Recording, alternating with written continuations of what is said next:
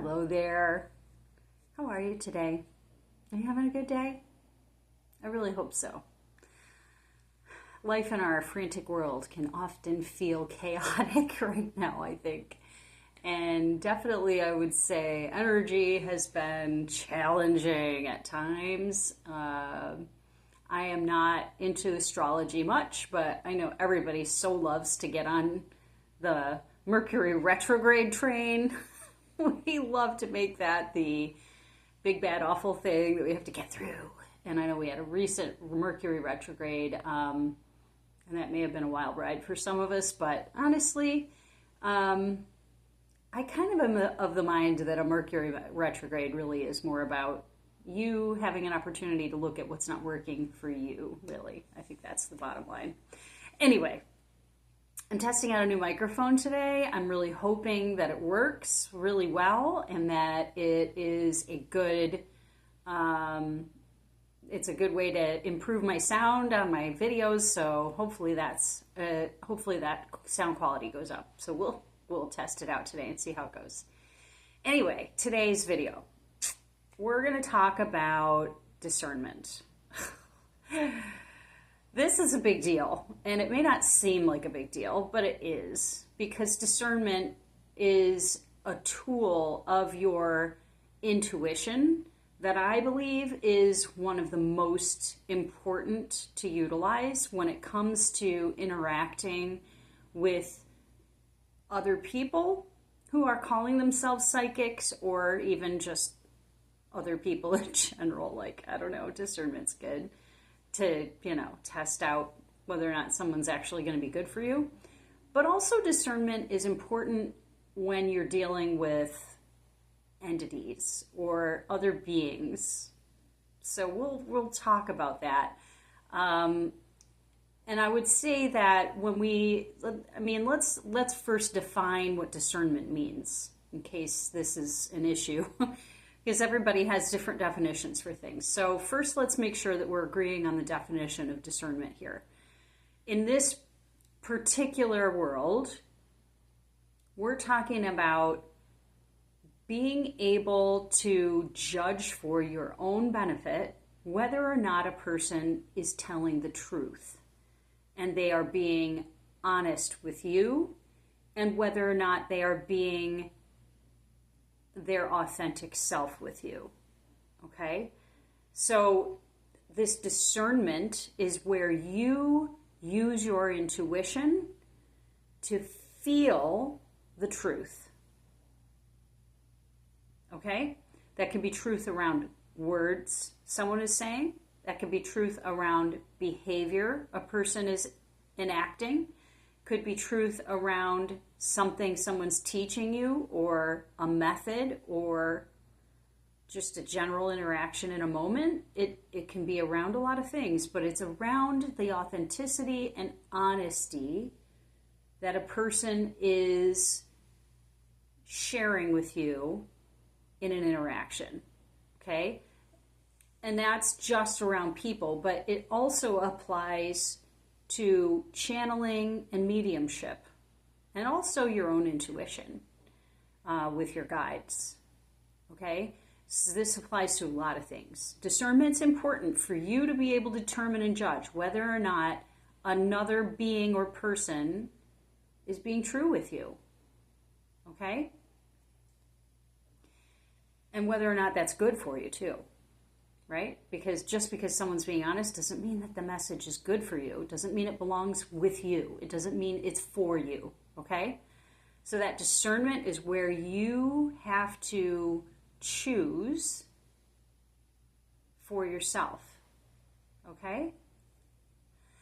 So when we're thinking about this discernment and utilizing that skill set, because it's a skill, it's a practice. It's a practice that I think is it's very expressly important for an empath. Again, I think I've mentioned in another video that being an empath it's kind of like a gateway to a lot of other abilities. Typically, when you have other abilities, you are also an empath, because being an empath only means you're able to tap into another person's energy and feel it. Why would that not be a gateway to all other things psychic, right? So being able to tap into another person's energy field, emotional state, thought process, those things require that we have an ability to judge whether or not that person is being honest, firstly, with themselves, if you're dealing with a flesh and blood human being standing in front of you, whether or not that person is being truthful with you when they're saying things, or and knowing that they're being deceitful, because that is a thing, right? Obviously, people lie. So you'll be able to tell whether or not that person is knowingly lying to you or whether they're lying just to themselves is an important thing to understand and know and be able to feel, right? I urge you to practice this skill with people all the time. Because when you start practicing discernment around a person's message, again, I go back to something Maya Angelou said, where when a person shows you who they are, believe them. Their behaviors are clear indicators of who they really are. And if those behaviors do not match with the words coming out of their mouth, that is a very big deal, right? A person can say anything. Talk is cheap. It's easy to say anything and believe it's true. It's easy to even believe your own lies because you may have been gaslit as a kid. You have been taught not to trust your own inner self, your own inner feelings, and then those feelings become reality. The false feelings become your reality because you make a mask and you create this persona that becomes what you share with the world around you because you believe that the true self, who you really are, isn't acceptable. That's why and how people lie to themselves, right? So if you're thinking about the way that a person may lie to themselves, how do you know what that feels like? You tap in. Tap in to your intuition. If you have, when you tap in and you ask the question, is this person being honest with me, firstly? Tap into the feeling of the message that the person is sharing with you. If they're being dishonest with you and they know they are, there's going to be a heaviness to it. It's going to feel wrong to you. It's going to feel icky. If you're used to being lied to and you're comfortable with that, like what I mean by that is you're used to people in your family around you, the people who raised you, lying to you, or people that you've had close relationships with. If you're used to them lying to you and you're willing to accept that from them, then you have work to do on getting those parts of yourself aligned with truth so that you don't keep lying to yourself or being okay with lies. So that's part of the process too. But that's not a thing we're going to deal with here. That's a thing you've got to do on your own. That's your shadow work. So we can talk about shadow work another time, but right now the important idea is you need to be comfortable yourself with truth and being willing to see it around you. So that's first. Second is you then asking yourself, how does it feel when this person says this to me? Does it feel right to me? Does it feel true? And when it does feel true, there's usually a lightness to it. There's usually a feeling of rightness. Okay? When something feels true to you, it feels light. It feels like there isn't any sharpness or edginess to it. And if that is in there, that doesn't necessarily mean it's a lie. It just might mean that that person's uncomfortable. You've got to learn to discern those things, and that just takes you practicing.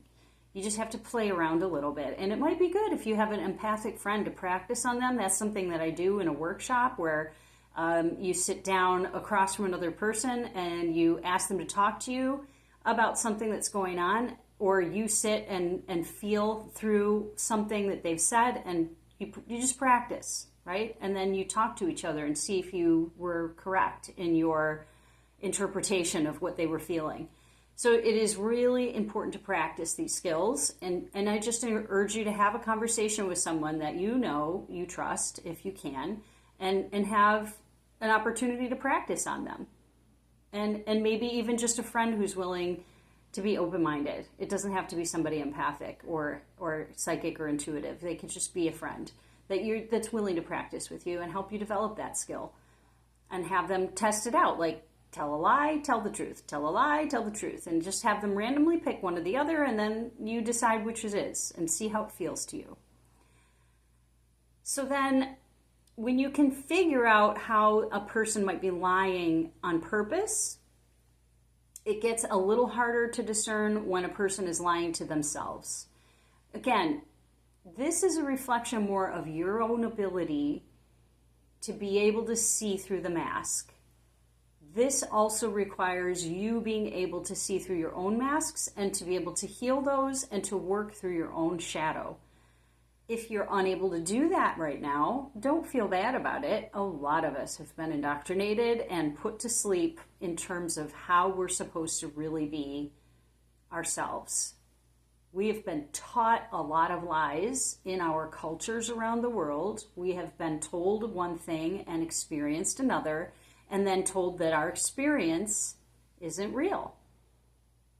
That we should believe the thing that we're told. That's how we've been gaslit over and over and over again throughout our lives. And however long you've been alive, that's the amount of time that you've been gaslit in society. That's just the way things are in this world right now. So don't feel bad about it. And please don't guilt or shame yourself. There is no need for that. Please be kind to yourself here, because this world is difficult to live in. We've all been tricked. We've all been deceived by a lot of lying. It's okay if you're not good at this skill right now. It's okay if you need to do some work on it. And that's what the practice is for. So again, this would be a good thing to practice on yourself first. To go in and see, where am I lying to myself? And you can do journaling. Automatic writing is a great way to do this practice. I'll probably try, give you a quick lesson on automatic writing at some point. Maybe I'll do a short on that. But automatic writing or journaling is a great way to see ways that you might be challenging yourself with the truth. But when you do your own shadow work, that's one of the best ways to figure out whether or not someone else is not being honest with themselves. Again, it just takes practice. But you may also just be blessed with a very fortunate knowingness using your intuition. That could very well be the thing that just helps you understand whether or not a person needs to do their own shadow work. But either way, that discernment starts with people in person who are in the flesh, and practicing there is the first way to be able to use that discernment and to get good at being able to see it around you, okay? And then I urge everyone who is a medium, who is a channeler, who is talking to guides, spirit animals, any kind of entity on the other side of the veil, please use discernment when you get messages from the other side, okay? Just because you are talking to angels does not mean that everything they tell you is something you need to do, A. And B, just because you are being told that you're talking to angels doesn't mean you actually are. You have to be able to discern whether or not that entity on the other side is actually who they say they are. The first thing I always do before I channel, before I connect with the other side, is I create my safe space around me so that my own chakra system, my body, my mind, my heart, my auric field, those are all only willing to accept positive, loving energy first, okay? That's the very first thing I make sure I do. And I do that every single day. And I shared that in a video, how to shield. And that's really what you need in place first, so that you're protecting yourself from anything that might want to come in and trick you. But there are loopholes. There are always loopholes, and there are always going to be entities who explore those and utilize them to their advantage, and they may not be there for your best and highest good. So I would say that just because you've put your shielding in place doesn't automatically mean that you're protected from being contacted by an entity on the other side which isn't here for your best interests, okay? Especially when we are talking about guides, we are talking about channeling, and we are talking about an intimate connection with an entity that you may be inviting into your field. Those kinds of things are necessary for us to establish, first of all, when you make that connection, who that entity actually is. And the very first thing you should be asking is, what is your name? And why are you here? Those are the questions you need to ask. When you ask, what is your name? That entity should give it to you immediately. There should not be any hesitation. And an entity that's here for your best interest is going to announce themselves immediately if they didn't already do that. Because usually when they come in, if they are here for your highest good, they're usually going to tell you who they are and announce it right away anyway, because they don't want to have any concern for your, they don't want you to have concern, about whether or not you're comfortable with them being there. Because an entity that really is there for you and really does want to help isn't going to want to infringe on your freedom or your sovereignty, and they are going to very much want to honor that. And they will usually just announce themselves to begin with. But in case that doesn't happen and there's just a connection established between you and another entity, because remember, entities on the other side are not all the same. They aren't all powerful, okay? They're all learning too. Some beings have just come into their new way of being in a new vibration, and they may not have that understanding yet of how it is to be human or what it is to translate the messaging enough in a way that you can understand it. They may still be trying to figure that all out, so they may not introduce themselves yet. They may not be at that point in their journey, so that they may not think of it right away. But when you ask if they are here for your best interests, they will tell you immediately. There won't be any hesitation about who they are. They will immediately say it, and you will feel that energy from them if it's true. And also, you can ask them, why are you here? What is your purpose? And their purpose should, again, be stated up front, and you should use your discernment to tell whether or not that's true. On top of it all, you can then ask them to share loving energy with you as a confirmation that they are here for your highest good. A being in a low vibration or here for reasons that are not for your best interests, those beings are not going to be able to share a loving vibration with you because that's not their thing. Okay, so those are the three things that you can try to do before you share your energy with anyone, whether they are a person or non-physical being. Okay, these are important things because when you're sharing energy with a human being too, you should always use your discernment around whether this is a person that you should be sharing energy with. Because if you're going to meld your energy field with someone so that you can do some work with them, whether that's, healing or looking at their energy field or channeling a message for them, you should always be using discernment about sharing energy with another human, because they may have attachments that you don't want coming to you when you share energy. But even sharing space with another person, if they come into your space and they have an attachment, they can leave it with you. So this is why clearing your energy on a regular basis is a good idea. And I feel like it's important to say that you don't always have to listen to everything or do everything that's shared with you either. So when you finally do establish the connection and you do have this sharing of energy or information, whatever that may be, because, you know, there are a variety of ways that beings from the other side can share with us, whether that's through healing, they can raise your vibration with you, they can help clear your chakras, there's information that could be shared with you, there's lots and lots of ways that we can get information from the other side and get benefit from that connection. But it is always a good idea to just make sure that that's for you. Because even though they're sharing with you, that doesn't mean they automatically know what's best for you.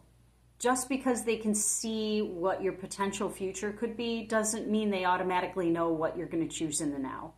That's part of being alive in this body, is that there's a mystery to it, right? That's part of the fun of being alive, right? I know we don't always love the mystery, but that is the reason we come here. It's the mystery of not knowing what the choices in the now are going to be in the future. And we can guesstimate what the future might be for us, but we don't really fully know, because there's so much probability involved with so many billions of lives on this planet alone, and every single person being a choice point in every single moment. Imagine the infinity of available options of how things could go down. Because even though we share a collective thought field in this world, that doesn't mean we know everything all the time and how it's going to happen. We really don't. It's probability that helps us guesstimate what the future might be.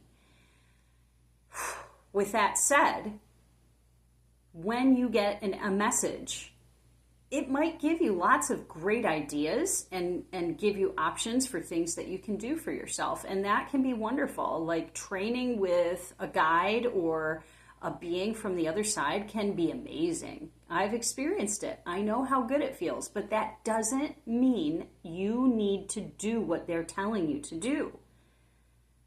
Their information is not gospel, and it's not necessary for you to do it all. It's, again, a thing we should use our discernment with. Feel into it. Ask yourself, does this feel true to me? Does this feel right for me? Does this feel like I should be doing it right now? And I'm not talking about, oh, that sounds really hard. Should I do this right now? I don't know. No, that isn't what I mean. The hard thing may be the right thing, and that's up to you to decide and ask yourself whether you're ready for it or not. Being lazy and wanting to get out of something are not the same. It's not the same as being discerning about whether or not something's right for you. What I mean by right for you is whether or not it's a thing that you feel is true for you. I have gotten messages from guides on the other side at times where they suggest things to me, and I'll say, you know, that's a really nice idea, but I don't really feel like that's going to work for me right now. And I think it's important for us to remember that just because they're on the other side doesn't automatically mean they know everything. They may have access to lots of information and lots of fabulous experiences for us, but that doesn't mean they're always right. And that doesn't mean you have to do it all right now. You can put it on a back burner and feel through it and decide for yourself whether or not this is something you're ready for. So again, it isn't necessary for us to do all the things and to automatically just jump right into it. Use your discernment about it. Ask yourself the right questions around, am I ready for this? Do I feel good about it? Does it feel true to me? Those are all things that we should always be asking about everything that's presented to us in this reality regardless. It's always important to use discernment to decide for yourself. Because there is one thing and one thing only that I can tell you I am always going to honor in this life for myself and for everyone else, and that is sovereignty. You are a sovereign being. Just because you're talking to angels and dragons does not mean you have to do what they are suggesting. And these are just suggestions. And if you talk to them about it, they will understand that. Because if they are here for your highest good, they will agree. that all of their messaging is a suggestion only. It is not written in stone, and it isn't something that you absolutely must do. Okay? And I would suggest talking to your guides, your angels, your entities that you're speaking to. Talk to them about that and say, I thank you for the message. I'm going to ask you now, what is your intention with this message? Ask them what their intentions are and then let them speak and see what they have to say. I have a feeling you'll be surprised by the amount of sovereignty that they hope you will embrace. Again, if they're here for your highest good. A being who isn't here for your highest good, oh, let's talk about that. Because I've had experience with those too. Beings that will try to trick you. They won't tell you their name. Or they might even lie about their name. Oh, I've had that before.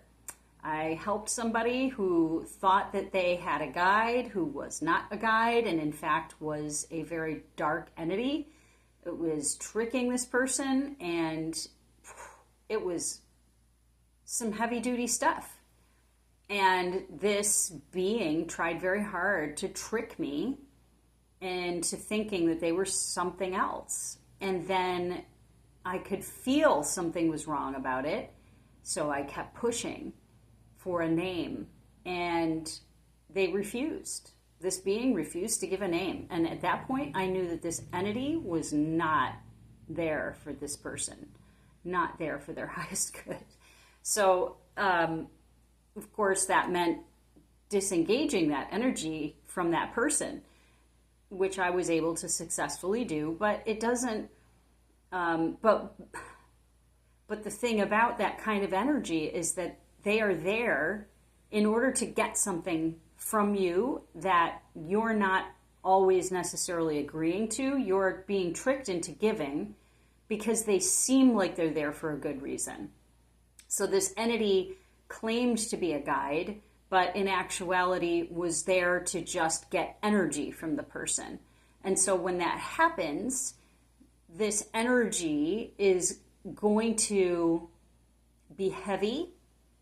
There may be and there was a lot of talk of, difficult conversations that felt like they were being talked to kind of like a child maybe, or to be made to feel like they had to do difficult things they were uncomfortable with and that they didn't feel good about. Those are signals. If it doesn't feel good to you and you're starting to question whether or not this is right, please feel into it more. Please wait before you continue a connection with something like that if you're not confident. If you lack confidence, I don't suggest doing anything with that, because until you get your footing and you feel good about it, I think that it's best if you just leave that alone. Because what you don't want is to have, things attaching to you and then you are being affected by that energy that doesn't belong to you, especially if you don't know how to get rid of it. So, and I would say that probably most people have some kind of attachment at this point, because there are so many ways that we are tricked into giving away our sovereignty. If you think about it this way, think about it like when you go through those agreements that you have to click I agree when you're downloading an app. Oh my God. Those long legal agreements they're required to give you, but nobody ever reads. If you actually do read one of those, you might be shocked at all the things that those apps are asking to have access to, that you have to decide whether or not that's okay with you. But most people don't read that. And so they just give a yes to all of these things that this company that runs the app wants access to, that you aren't reading, and you don't know that they have access to all of these things on your device.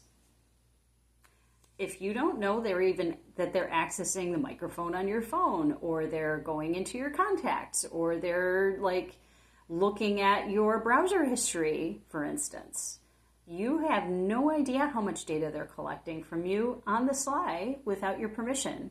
Not really. Because even though you agreed to let the app download onto your phone, if you didn't read the fine print, You have no idea that on the back end, they're collecting data on you, which could very well affect your life in a very negative way if they choose to sell it to a third party, which, again, if you didn't read it, you don't know if they're doing that or not. This is the reality we live in right now, and I think that it's reflective as a mirror of what's really going on emotionally with all of us right now, where people are, without really asking your permission, insisting on your participation in things that don't really feel that good to you, but you think, okay, but I need the job, so I don't like that they're telling me what to do and taking my sovereignty away, but I'm agreeing to give my sovereignty away at this job because I know I need the money. It's kind of like that too, right? That's how entities are operating in our world. They're sort of on the sly sneaking in, and they are like hitching a ride with you on the back end of you not having any idea that if you go into places without a shield, if you interact with certain people who have entities attached and you spend time with them and you connect your field to theirs because you don't know any better because you're an empath without any training. So you connect with other energies. You have no idea that you're getting hitchhikers while you're going out there doing things. You've no idea that's happening. But because you willingly, unconsciously, even if it's unconscious, you're still willingly doing it. If you're connecting with someone in a way that you aren't using your discernment, you aren't conscious, you aren't aware, you're getting hitchhikers potentially who can be walking around siphoning your energy off because you don't know any better. They're using your lack of experience and knowledge for their advantage. Doesn't seem fair or right, but that is happening. And it's important that, again, you use your discernment, you use your knowledge, and you use your ability and your sovereignty for your best interests and for your own highest good. It is your job to be the manager of your body, your brain, your emotional state, your energy field. That's your job to maintain that. And it's your job to also understand you are a sovereign being. You are. You're a sovereign being. You deserve to be free. That freedom's inherent in your lifetime. But if you don't consciously know that and you're not consciously claiming it, then you're being used in some way, shape, or form by someone. Whether it's a human being or an entity, doesn't matter. If you're not consciously aware of it, somebody is taking advantage of it in a way that's going to potentially not benefit you. So again, I encourage clearing your energy on a regular basis. I would say daily. And I encourage also, because we talked about energetic healing or energetic hygiene in another video. Please look at that. It's important that we maintain our own energy fields so that we are our best selves when we interact with others. Because when you're your bright, shiny self, isn't that the part of you that you want to bring to a conversation or to your business or to your work or to your family or your friendships? Isn't that the best that you want to have for everyone around you? So do that for yourself because you deserve that. You deserve your freedom and you deserve to be happy and you deserve to feel good. But if you're not willing to do that work, you're not going to get that. If you are saying, oh, well, I don't really have time for that. I have all these 3D work things to do. I have little kids, or I have a house to clean, or I have a demanding job. Okay. But then that also means I'm willing to also then bear the burden of my energy being taken from me in a way that I don't really understand or know about. And I'm willing to be okay with people lying to me and not sharing their authentic selves and then potentially gaslighting me. And I then end up getting the short end of the stick in a relationship where somebody is taking advantage of me. That's kind of what you're doing to yourself. And if that's not what you want, then don't do that. It's that simple, right? You have to be willing to take charge of your own energy, your own life, and your own emotional state in order for you to have that discernment. And discernment requires practice. It requires practice with you, yourself first, and then with others. So I encourage you to start asking yourself, how am I being dishonest with myself? And then move into practicing with a friend, sitting there one-on-one and asking them to tell you things, and have them randomly choose a truth and a lie in the conversation. Like, have them tell you something, a story of some kind, and it has to be something you haven't heard before. And then you can sit and feel through it.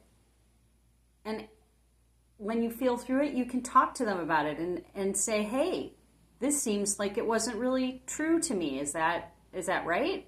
And if you practice with someone that way, you can start getting better at how it feels when somebody's being honest with you. It then, again, requires practice in conversations with people that you're having. And you can even sneak it into like a normal 3D conversation that has nothing to do with being psychic. You can ask a person, it seems like you're telling me X, Y, and Z, but I'm feeling like I have more questions about that. Like, is it true that this is really how you feel? Or do you have this feeling too, maybe? And then they might be surprised that you have such intuitive insight. But you're going to use cues in the conversation that don't make it seem like you're just reading their energy. You're actually just reading the words in the conversation or their body language. Because that is part of the unconscious cues that you're picking up as an intuitive anyway. That's part of it. But you can definitely work it into normal conversations too, to give yourself tests of whether or not a person is being true with you. So see what happens there. But then after you get good at doing it with people, then that's where you start doing it with entities, okay? Using it with your guides, using it with things that you're, beings that you might channel, or when you're being a medium. And if you're already good at these things and you still feel like maybe you haven't done the test with those entities that you've been working with for a while, do it now. There's no reason why the next time you channel or work with entities from the other side that you couldn't just go ahead and ask those questions, and those beings are going to understand that, hey, look at this person who's being more sovereign and who's empowering themselves, and they would be celebratory of that, I would think. Beings that are there for you and really want you to be happy and well, they're going to celebrate when you take charge of your own energy and your own life, because they're going to recognize that as growth, and growth is positive. That's progression. That's evolution. That's always what we want for ourselves, right? We always want to progress. We always want to be our best version of ourselves. That's where we want to live. Best version of yourself. Obviously, there are going to be days and times where you're not going to feel amazing. It's true of everyone. It's humanity. It's the way it is in this world right now. It's a world of suffering. And hopefully that's going to change in our lifetimes. We'll see, right? We won't know until it happens. We keep hearing that maybe we're going to start shedding some of that difficulty, but we don't know yet. We won't know until we see it in person, in reality, in this 3D-ness that we're living in. When we can sense it and feel it with our bodies, that'll be different, right? And I do think the energy is lightening. I don't know how you feel about it, but I feel that. But I think that there's a long way to go, right? The world is still very chaotic, and we're going through growing pains for sure. The chaos is what we're going to see before the creation occurs. And there is creation right now in the moment of the chaos, which is perfect. It's exactly where it needs to be. But we just have to be understanding that there is a process that we're all going through right now. We're all leveling up a little bit. So I would say, don't be hard on yourself if you have been struggling with discernment, because again, it's practice. It takes practice to get good at it. And you shouldn't feel badly about wherever you are in that journey. If discernment's already something you're good at, hooray. I love that for you. And I think that's amazing. We all should be good at discernment. And I really, really hope that you are already good at discernment in some way. But whatever level you're at, there's always room for growth. There's always room for more. So I hope this really helps you to understand more about discernment and where you should be employing it. If you have other ideas or questions about it, or you want to know more, please comment below and share the video if you feel like you know somebody who can be helped by this. I always encourage that. And these are here as a service for free, because I know how important it is for some of us on our journey, especially before we get into having abundance, that it's really necessary to have those free materials available for growth and for learning, because it really matters. We should all have access to learning, especially when it comes to things like this, because protecting your energy and taking good care of yourself and maintaining your sovereignty should always be on the forefront of everybody's minds, right? Because sovereignty is where we all want to live. We never want to give our power away, and we never want to have our power taken without our permission, right? That's always, always important to keep in mind. So anyway, I'm going to end it here and wish you well, and hope that this practice really, really helps you. And always, always hope that you're having a wonderful day and that it continues to be wonderful for you, or that it gets better if it's not going well, okay? And if you ever want to connect one-on-one, you can check out in the description. You can see that if you need help with discernment and practice, and this video didn't feel like it gave you enough, you can always connect with me. I'm happy to work one-on-one with you. You can go to my website and make an appointment with me, and then we can have a one-on-one conversation if you feel like you need that, okay? So at any rate, I'm here for you, and I look forward to sharing more videos in the future, because I'm looking forward to all the things that I think we all need to be sharing with each other. Okay, until next time, be well, have fun, and enjoy your day. I really, really wish that for you.